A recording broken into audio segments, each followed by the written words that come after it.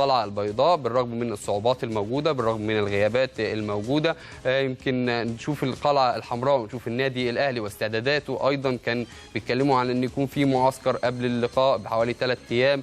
الجانب الآخر كابتن محمد يوسف إزاي أهل لاعبته وإزاي يتكلم معاهم بالرغم من قرار التأجيل من الأحد إلى الاثنين، وقرروا أنهم يقيموا معسكر تدريبي في الجونة في إطار الاستعدادات لهذه المباراة. أيضا هيتدربوا بكرة إن شاء الله. النهارده كان راحة، كان عندهم لقاء ودي أمام كهرباء فريق كهرباء، وأيضا لقاء البلاستيك اللي أقيم بالأمس وتفوق فيه النادي الأهلي ب6 أهداف مقابل هدف وحيد. الأهلي كامل الصفوف. يمكن لو اتكلمنا على النادي الأهلي، محمد أبو تريكة ما شاركش في لقاء البلاستيك، والبعض تكهن إن مش هيكون موجود في لقاء القمة، ولكن الجهاز الفني للنادي الأهلي نفى الكلام ده وقال إن أبو تريكة جاهز لخوض لقاء القمة الإفريقية.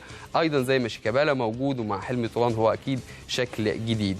الامور مستقره باستثناء طبعا رحيل حسام غالي، ولكن ابرز النجوم موجودين سيد حمدي وعبد الله السعيد، وموجود حسام معشور وتريزيجيه وسيد معوض. اذا الاهلي كامل الصفوف وكامل العدد ويستعد بشده.